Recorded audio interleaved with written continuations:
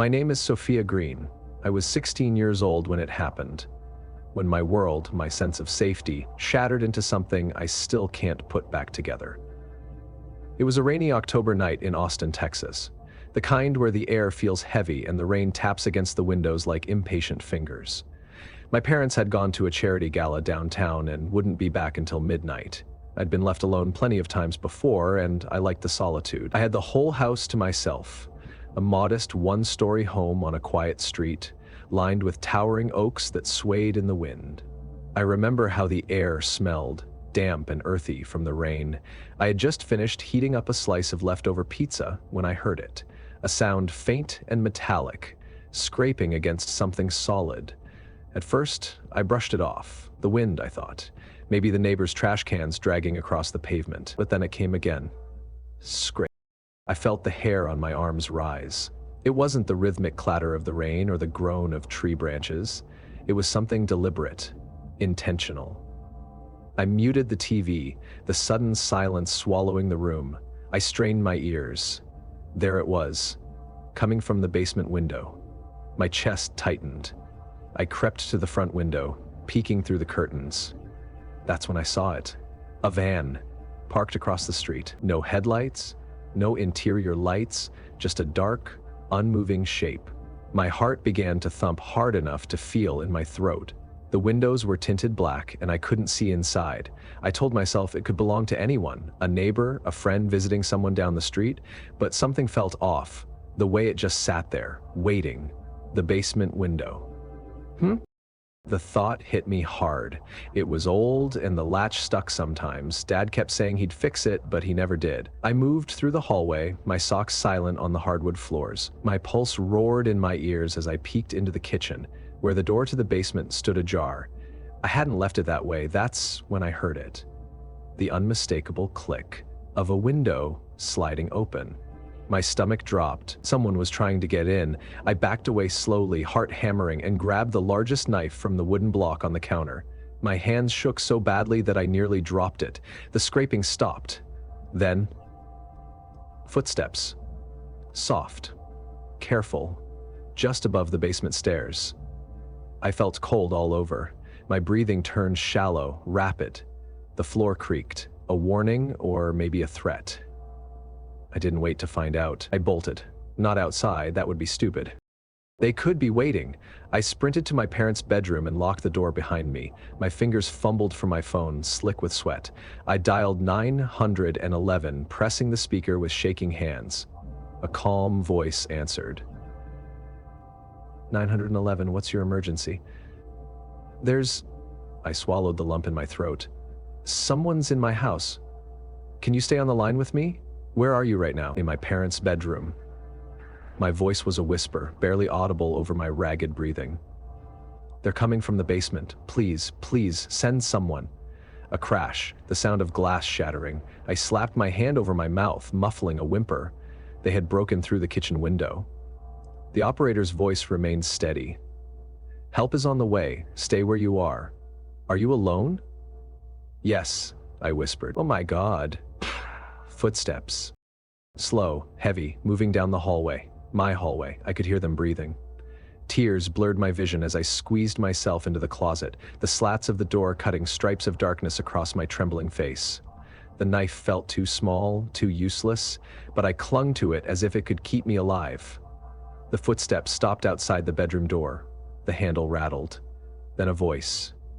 A man's voice, muffled but unmistakably cruel. You in there, sweetheart?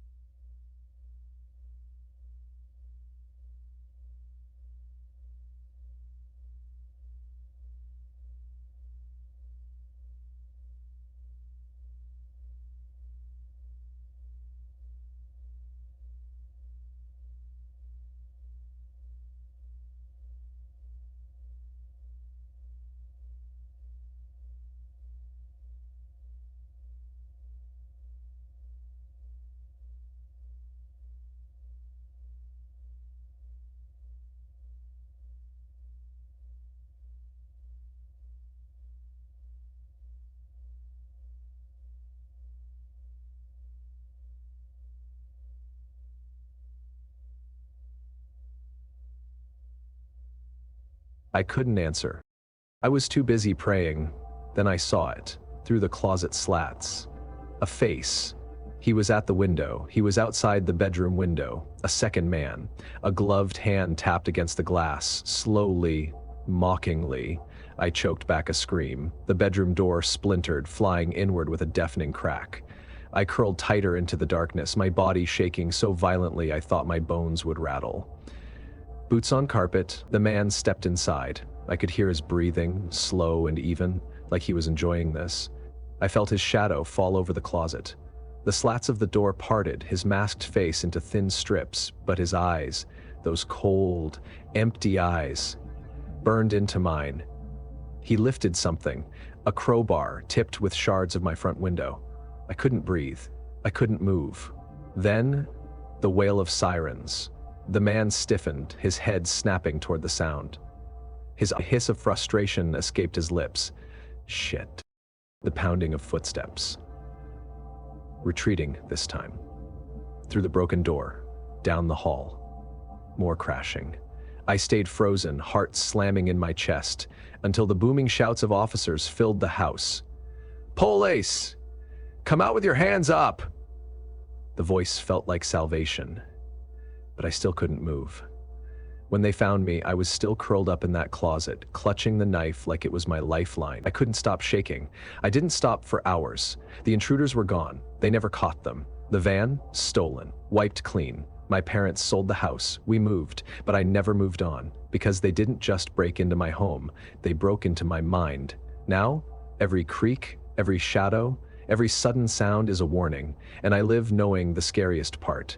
They could always come back. If you thought Sophia's nightmare was chilling, wait until you hear this one. Safety is supposed to come with 4 walls and a locked door, but what happens when those walls are made of glass and the wilderness stretches endlessly beyond them? This next story stayed with me for a long time. It's about a couple, a quiet weekend getaway, and a night that would shatter their sense of peace forever. My name is Aaron Miller.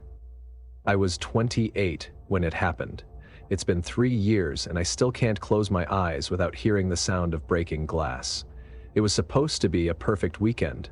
My girlfriend Lily and I had rented a lakeside cabin in Colorado, a cozy little place tucked between towering pines with a wide deck overlooking the water.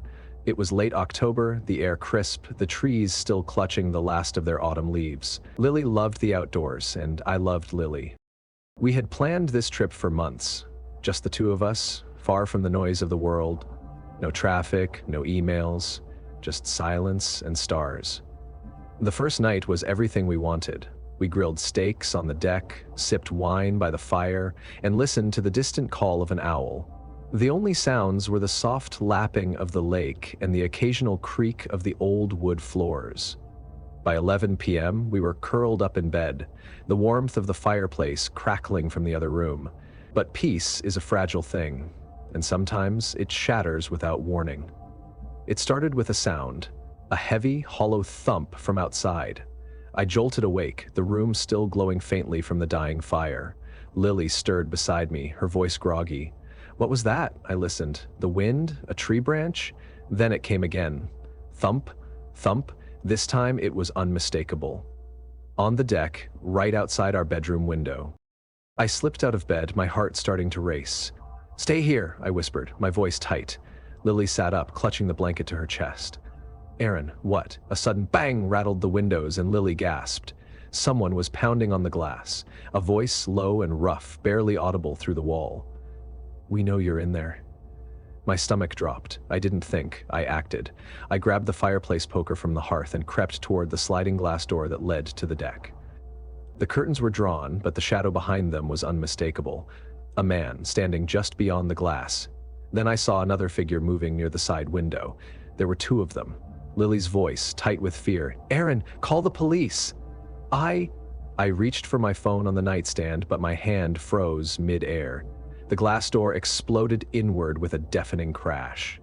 Shards scattered across the floor as a man burst through, tall, masked, and holding a hunting knife that glinted in the firelight. Behind him, the second man climbed through the broken window, his gloved hands gripping a crowbar. Lily screamed. I charged. I swung the poker hard, aiming for the man with the knife. It connected with his arm and he stumbled back with a grunt, knocking into the coffee table. But before I could move again, the other man was on me. The crowbar came down, catching my shoulder. Pain exploded through me and I hit the floor hard, the poker clattering out of reach. From the corner of my eye, I saw Lily drop to the floor and roll under the bed. Smart girl. The man with the crowbar stood over me, his voice dripping with venom. "Where's the money?" I coughed, the taste of copper filling my mouth. I gasped. "We don't have anything." The other one, the one with the knife, wiped blood from his sleeve. His voice was cold. "Don't lie to me." I felt a boot press against my chest, pinning me down. Then I heard it. Lily's voice, barely above a whisper. She was on the phone. 911, please, 2 men, cabin, by Lakewood. The man with the knife's head snapped toward the bed. "She's calling the cops!" He lunged, crouching low to drag her out from under the frame. Rage burned through my pain.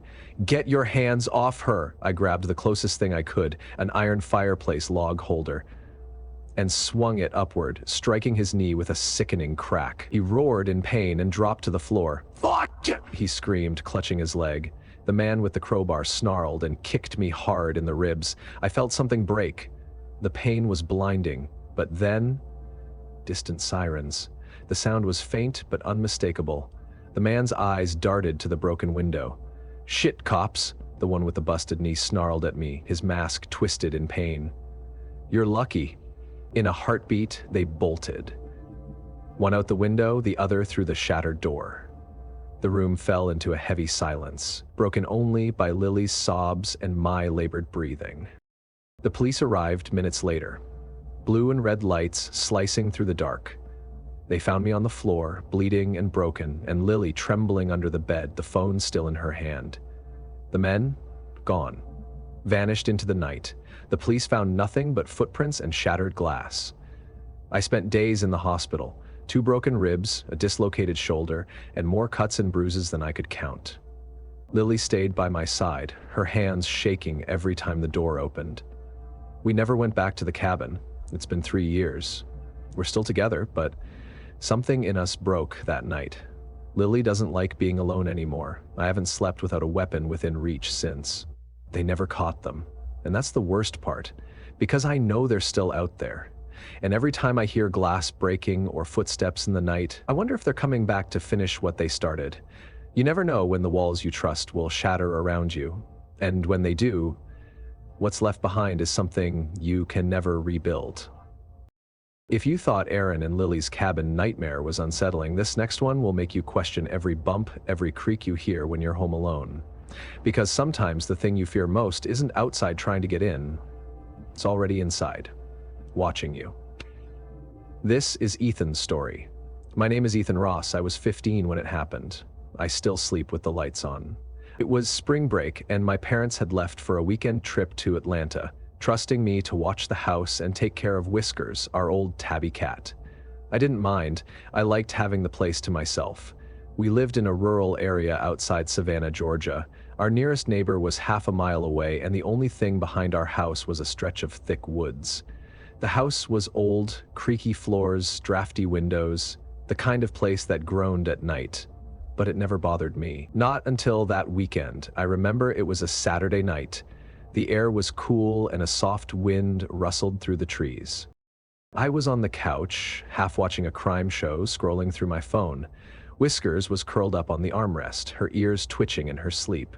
The only sounds were the faint hum of the fridge and the occasional pop from the wooden beams settling.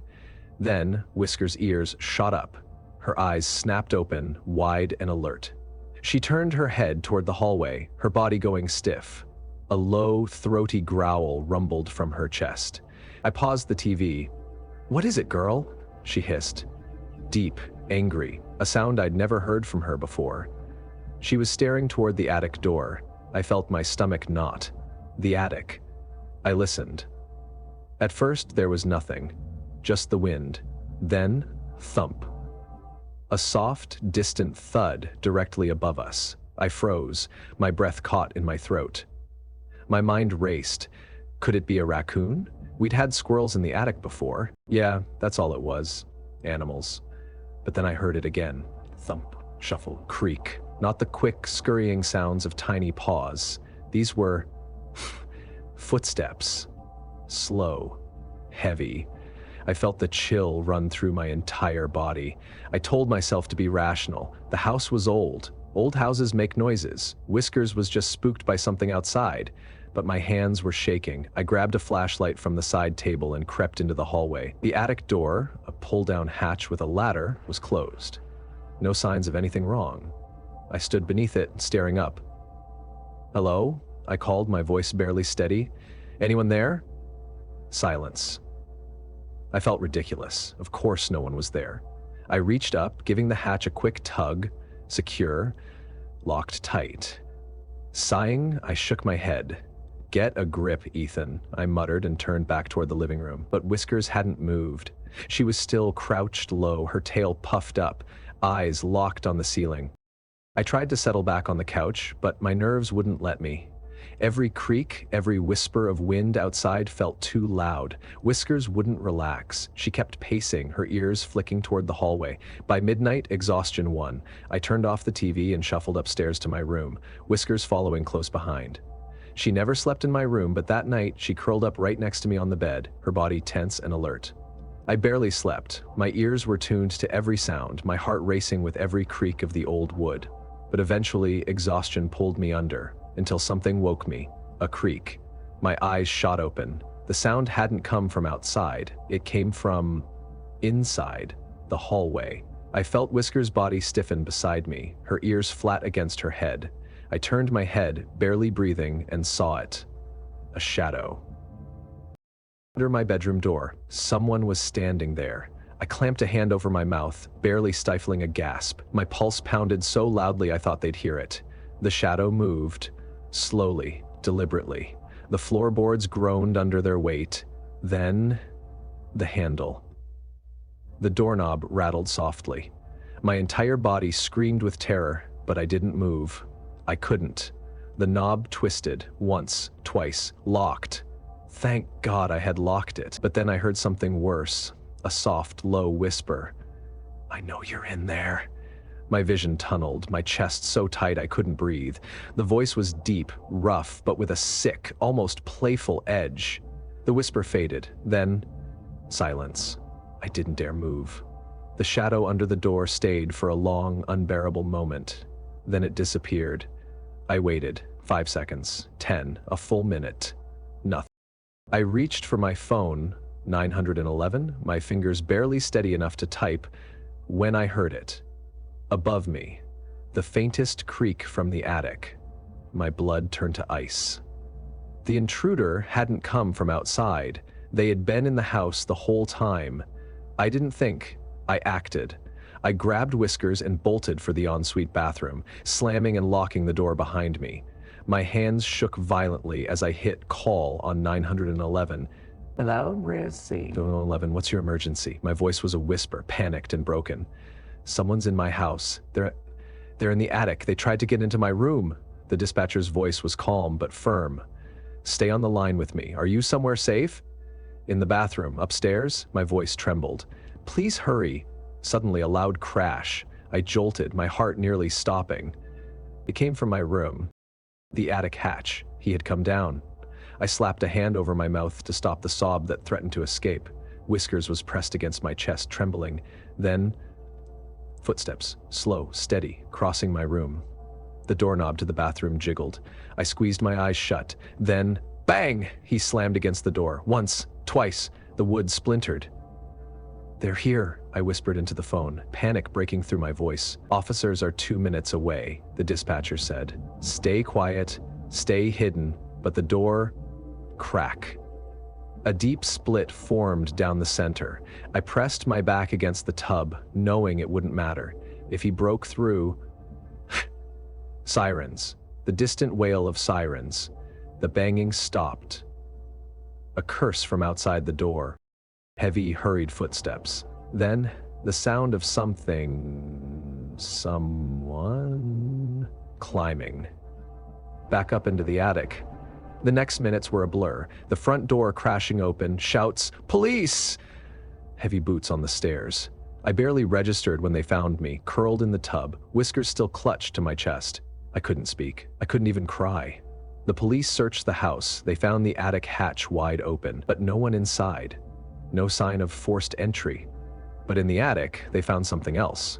A sleeping bag, food wrappers, water bottles, and a journal. Pages filled with notes. About me. What time I woke up, what shows I watched, when I was alone. And a message scrawled on the final page. So close. Maybe next time. I never stayed in that house again. My parents sold it. But it didn't matter, because I still hear the creaks. I still feel the eyes. And sometimes I wake up to find whiskers staring at the ceiling, growling. Because some monsters aren't out there. They're already inside. If Sophia's and Aaron's stories made you uneasy, Ethan's should make you check your attic. Because the scariest thing isn't what's coming, it's what's already there. You've heard about Sophia, Aaron, and Ethan. Their stories are terrifying because the danger came into their homes, the one place they should have felt safe. But what happens when the nightmare finds you somewhere new, somewhere you thought was just a stop along the way? This one stays with me. It's about a woman named Madison, a lonely road, and a night in a place that should have offered shelter, but offered something else entirely. My name is Madison Clark. I was 32 years old when I learned that some doors you should never open. I was driving cross-country from California to Texas for a job interview. It was supposed to be an exciting new chapter, until everything changed that night.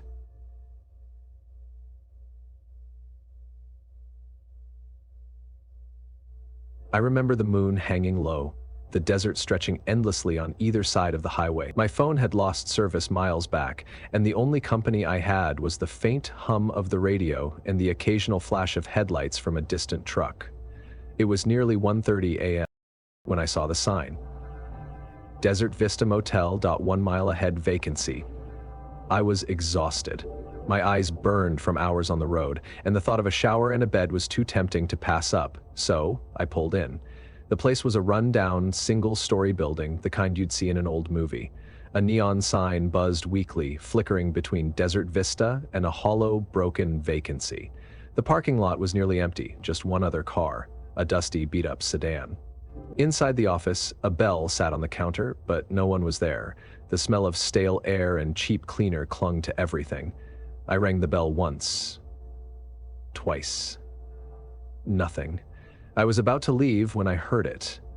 A soft shuft. The office door creaked open and a man appeared. Tall, pale, dressed in an ill-fitting shirt and slacks. His face was blank, expressionless. His eyes didn't meet mine. Room. His voice was flat, almost mechanical. Yes, please, just for the night. He slid the register toward me without a word. I signed my name with a shaky hand. Room 6, he said, dropping the key on the counter. His fingers, they were dirty, stained. I forced a smile and took the key. Thanks. He said nothing, just stood there, watching me. I left quickly. Room 6 was at the far end, right next to the ice machine. The room smelled musty, and the lights flickered before settling into a dim yellowish glow. The bedspread was dated, and the TV was an old box model with static on every channel, but at least the shower worked, and after a long drive, that was all I cared about. I locked the door, latched the chain, and checked the window. Secure. By 2 a.m., I was lying in bed, the hum of the air conditioner the only sound. My eyelids felt heavy, sleep was finally coming. Knock, knock. I froze, a soft, deliberate knock. 3 times. I sat up, my heart pounding. Room service, a voice called. A man's voice, low, calm. I frowned. I hadn't ordered anything. Wrong room, I called back, my voice tight. A pause. Then, knock, knock, knock. Harder this time. I swallowed hard and crept to the peephole. No one was there, but as I pulled back, the doorknob rattled hard. I stumbled back, adrenaline surging. Hey, I said wrong room. The rattling stopped. A cold silence settled over the room. I felt my pulse pounding in my ears. Then, a sound, a soft, static hiss. My eyes darted to the corner of the room. The TV. The screen flickered to life on its own, the static lines warping, twisting, and then the security camera feed. I saw the motel hallway. My door. A man stood there, a black hoodie, a white mask, his head tilted as if he knew I was watching. Then he raised his hand and waved. I stumbled back, my breath hitching into panicked gasps. The air felt thick, suffocating. I grabbed my phone. No signal, of course. I ran to the bathroom, locking the door. My fingers trembled as I dialed 911. No bars. No call. Just silence. The only sound. The TV, still broadcasting the feed. The man was gone. I pressed my ear to the door, every muscle in my body taut and shaking. The room beyond was deathly still. Then, scrape, a metallic sound, like a blade dragging across the wood. He was inside. I clamped my hand over my mouth to keep from screaming. The scraping moved, slow, steady, across the walls. Then, tap, tap, tap, right outside the bathroom door. A whisper followed, faint, taunting. "Madison!" My heart nearly stopped. I hadn't told anyone my name. I sank into the tub, my knees to my chest, my breath shallow and sharp. Then, sirens, distant but growing louder. The whisper stopped, heavy footsteps, pounded, retreating, a crash, the sound of the window shattering, and then silence. The pounding on the front door wasn't him this time. Police! I burst from the bathroom, throwing open the door to find two officers, their faces urgent. I collapsed, my knees giving out. He was here. In the room. They swept the room, guns raised, but it was empty. Except for the window, shattered from the inside. The officer's radio crackled. "We got him. Suspects in custody behind the building." Relief flooded me. I sagged against the wall, my body shaking. The police stayed with me as I packed what little I had. I never wanted to see that room again. Before I left, one of the officers approached me, his face grim. "We thought you should know." He hesitated. "The man we caught. He wasn't a guest. He broke in through the back office hours ago. He's been watching." My stomach turned cold. What do you mean?" The officer's eyes darkened. "The motel's real clerk was found in the back, dead. The man you met, he wasn't staff. They took him away, but the fear stayed. To this day, I don't stop at roadside motels. I'd rather sleep in my car, doors locked, keys in hand. Because I learned something that night. The worst monsters don't come from shadows. They come from behind smiling counters holding room keys. And sometimes, they already know your name." If Madison's story taught us anything, it's that danger doesn't always wait for you in familiar places. Sometimes it finds you on the road when you least expect it. But what about when you're at work, just doing your job, somewhere that should feel routine, even boring? Well, Noah's story is a reminder that even the most ordinary nights can turn deadly. My name is Noah Bennett. I was 21 years old when I learned that the worst thing about working the night shift is that sometimes something watches you from the dark. I worked at a 24-hour gas station off Highway 50 in Nevada, middle of nowhere, barely any customers after midnight, just me, the hume of the coolers, and the flicker of the old security monitors. It was a job, nothing special, but it paid the bills. That night started like any other. The store was dead quiet. The fluorescent lights buzzed overhead, and the smell of stale coffee lingered in the air. I was behind the counter, scrolling through my phone, half watching the security feed on the small monitors. 4 cameras. Pump area, empty. Front entrance, still. Aisle view, silent rows of chips and candy. Stockroom door, closed and locked. The clock above the register read 2:12 a.m. Then, static. The monitors flickered, a ripple of distortion, like an old VHS tape. I frowned and tapped the side of the screen. These old things glitched sometimes. Probably nothing. Then I noticed it. The truck. A beat-up, rusted Ford F-150 parked by the far pump. I hadn't heard it pull up. Its engine was off. No driver, no lights, just sitting there. I squinted at the monitor. The truck looked wrong, like it didn't belong here. I waited. No one got out. Minutes passed, nothing. I felt a prickle on the back of my neck. I checked the front windows. The lot outside was empty, just that truck under the flickering pump lights. I tried to shake it off. People sometimes slept in their cars. Maybe they were tired, but something felt off. I went back to my phone, but the uneasy feeling wouldn't let go. 2:23 a.m. Ding! The automatic doors hissed open. My heart jumped. I looked up. No one came in. The doors stood open, letting in a breath of cold desert air. The bell chimed again. Ding! Ding! As they stuttered and slid shut, I felt a chill crawl down my spine. I checked the monitors. Nothing. The truck hadn't moved. I grabbed the store phone and dialed the manager's number. Straight to voicemail. Great. I tried to call out on my cell. No bars. Even better, I was alone. 2:32 a.m. The store lights flickered once, twice, then darkness. The hum of the refrigerators died. The neon beer signs went dark. Power outage. The store was plunged into an eerie, silent blackness. My heart pounded. I reached under the counter for the flashlight and clicked it on. The beam sliced through the dark, sweeping over the shelves. Then, creak! The storage room door. I spun, shining the light toward the back of the store. The stockroom door, which had been locked, now stood ajar.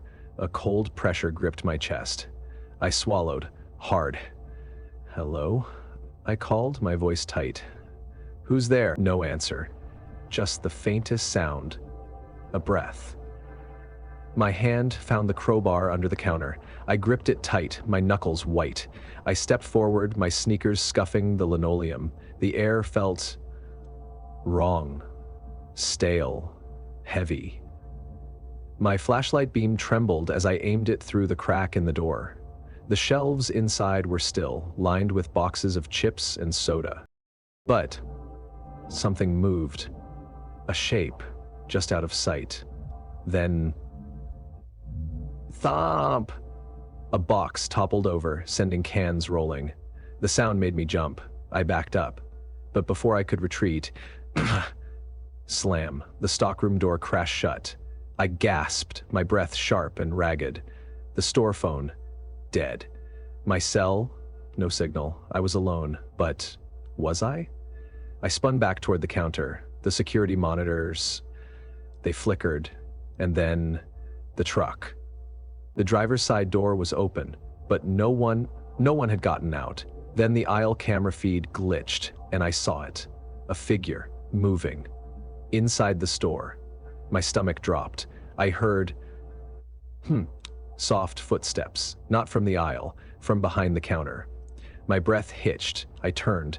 A man stood there. Black hoodie, white mask, a knife in his gloved hand. And the worst part, I hadn't heard him come in. My body moved before my mind could catch up. I bolted, not toward the front, he was too close. I sprinted for the back, toward the walk-in freezer. The air rushed cold as I threw myself inside and slammed the heavy metal door, engaging the latch. Bang! A solid impact rattled the door from outside. The handle jerked violently. Once, twice, but it held. My hands shook so badly I almost dropped my phone. I had 1 bar of service. I typed as fast as I could, 911, Montag, ISHILPIS, in freezer intruder armed. I hit send. Outside the footsteps slowed. Then, a voice, muffled, distorted, he's in the box. My blood turned to ice. There was more than one. The seconds stretched into agony. My breath came in ragged clouds. The cold bit into my skin. Then, a new sound. The faint whoop whoop whoop, sirens. The pounding on the freezer door stopped. Shouts. Police! A scuffle. The sound of bodies hitting the floor. Then, silence. Minutes later, a loud knock. Sir, it's safe. You can come out. I stumbled out of the freezer, my body shivering, my breath shaking. 2 officers stood over a man, one of them, cuffed, face down. The other, gone. The second one had escaped. They found his truck, stolen. They found his knife. But they never found him. The officer who stayed behind patted my shoulder. "You're lucky you got to that freezer," he said. "The guy we caught, he wasn't robbing the place." My throat was dry. Then what was he doing? The officer's face darkened. He was waiting. My heart stopped. Waiting for what? The officer met my eyes. "For you."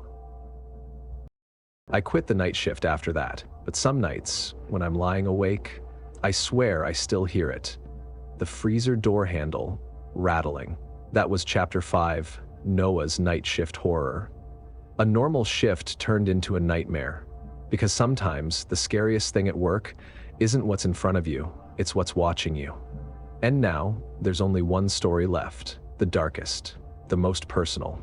Because when you dig up the past, you never know what's buried beneath. Next is the final chapter, the buried secret of Willow Creek. And trust me, you're not ready for what Olivia finds. We've heard their stories. Sophia, Aaron, Ethan, Madison, and Noah. Each faced terror where they should have been safe. But this last one? It chills me to the core, because sometimes the darkest monsters aren't strangers. They're family. This is Olivia's story. My name is Olivia Reed. I was 44 years old when I learned that some doors, especially the ones you thought you closed forever, should stay shut. It started with a phone call. I hadn't been back to Willow Creek in over 30 years. The farmhouse where I grew up sat forgotten on a stretch of rural Iowa farmland. After my parents passed, I couldn't bring myself to return. The house felt like a tomb. Too many memories, most of them bad. But then the call came. An agent from the county. "We need you to sign off to sell the property," he said. "The house will be demolished. It's best to let it go." I should have felt relief, but instead, something pulled at me. I told myself it was closure. Sign the papers, say goodbye to the past, and move on. But part of me knew it wasn't over. The house stood exactly as I remembered. Weather-beaten, windows cracked like old bones. The wind made the porch swing creak on its rusted chain. The agent had left the keys in the mailbox. I almost didn't want to use them, but I did. The front door groaned open, the air thick with dust and decay. My footsteps felt too loud on the warped wood floors. The kitchen still had that awful yellow wallpaper. The stairs, the same loose board that used to squeal under my feet when I tried to sneak out. It felt like walking into a nightmare I hadn't had in years. I told myself I'd sign the papers and leave. That was it. But the house, it felt wrong, colder than it should have been. And then, from somewhere deep, I heard a creak. I paused, my heart pounding. "Wind," I muttered. "It's just the wind," but the old fear was crawling up my spine. I forced myself upstairs. My old bedroom was still intact, the bedspread faded but familiar. Dust coated everything, but something felt disturbed. My eyes caught something in the corner, the closet door, slightly ajar, and inside something that hadn't been there before. Scratches, long, deep, carved into the wood. My chest tightened. No. A memory tried to surface, one I had buried deep. I fled the room, my hands shaking. "Just sign the damn papers," I whispered. But as I turned for the stairs, the lights flickered, and from below, thump, I froze. The sound came from the basement, the one place I never went, but something called me. I don't know why I went down there. Curiosity? Fear? Or something older, something that lived in my bones. The basement door resisted my push like it didn't want to open, but it did. The air inside was freezing. My breath clouded before me. I pulled my phone out. No signal. Of course. The steps groaned under my weight as I descended, my flashlight beam cutting through the dark. The basement was how I remembered. Crumbling stone walls, dirt floor, the old oil furnace looming like a beast. But then, I felt it. A draft. And I saw it. A door. In the far wall. A door I didn't remember. It wasn't like the rest of the basement. Newer. Metal. Heavy. My pulse hammered as I approached it. The handle was rusted, but not locked. I shouldn't have opened it. But I did. Behind it, A room. A room that shouldn't exist. The walls covered in photographs. Old, yellowed flyers. Faces, names, missing persons. Dozens of them. And there, my knees buckled. A picture, taped to the center. My friend, my best friend, Rachel. The girl who vanished when we were 16. A wave of cold terror hit me. My mouth went dry as I stumbled forward. The room reeked of earth and rot. My foot struck something soft. A pile of old clothing, wallets, personal belongings, and a journal. The handwriting. I knew it. I knew it. My fingers trembled as I flipped through the pages, dates, descriptions, details of their last moments. The entries were meticulous, cold, and then my name. Olivia knows too much, but she won't remember. She never does. A sound behind me, footsteps, from upstairs, slow, deliberate, and then a voice. A voice I hadn't heard in decades. You shouldn't have come back, Olivia. My blood turned to ice. I knew that voice. I knew it. I turned, my body paralyzed by terror, and saw him, Uncle Frank, his face aged but cold, his eyes black pits of something wrong. I kept the past buried, he said, his voice low, dangerous. But you had to dig it up. I backed away, my voice shaking. What did you do? His lips curled. I did what had to be done. And you, his eyes narrowed. You forgot. I made sure you forgot. Suddenly, the basement door slammed shut above us, and the light died. We were plunged into darkness, his voice closer. But this time, the scrape of metal, a blade. You won't forget. My body moved on instinct. I ran, but he was fast. A hand, rough, closed around my arm, yanking me back. I screamed. Raw, desperate. My phone, still in my hand, I hit 911.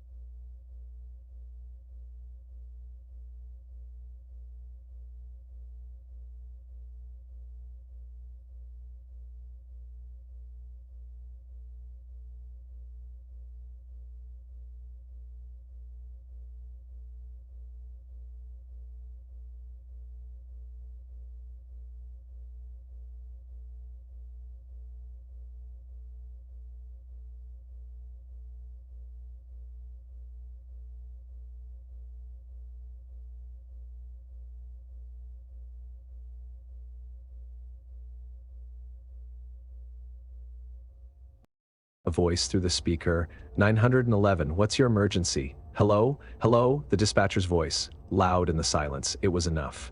I drove my knee up, hard. Frank stumbled. I broke free and ran. The door, locked, but the old window, I crashed through it, hitting the dirt outside, my legs screaming with pain. But I ran through the weeds, into the road, and then sirens, the blue and red, the police. I collapsed as they swarmed past me, shouts. Then, gunshots. The next thing I knew, an officer was beside me. You're safe, we got him. But I wasn't. I'd never be safe. The aftermath. They found everything, the room, the bodies, and they found out it had been doing it for decades, Rachel, and so many others. And the worst part, I had lived with the monster. The police said I was brave, but I wasn't. Because bravery means you choose to face the dark. I didn't choose. The dark found me. I sold the house, burned everything I took from it, but the past, it never burns. I see their faces when I sleep, and sometimes I still hear his voice from somewhere far too close, whispering, you can't bury what you are. And that, my friends, is the final story.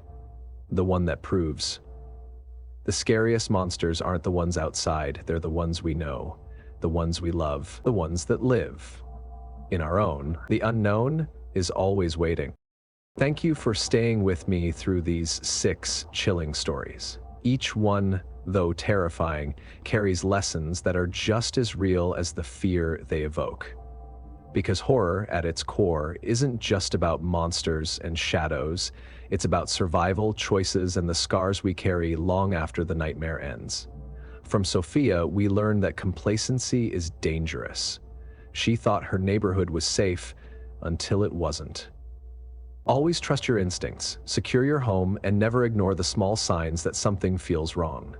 From Aaron and Lily, we see that bravery doesn't mean facing danger alone, it means protecting what matters most. Their story reminds us that danger can shatter even the most peaceful places. Always stay aware of your surroundings, even in places you trust.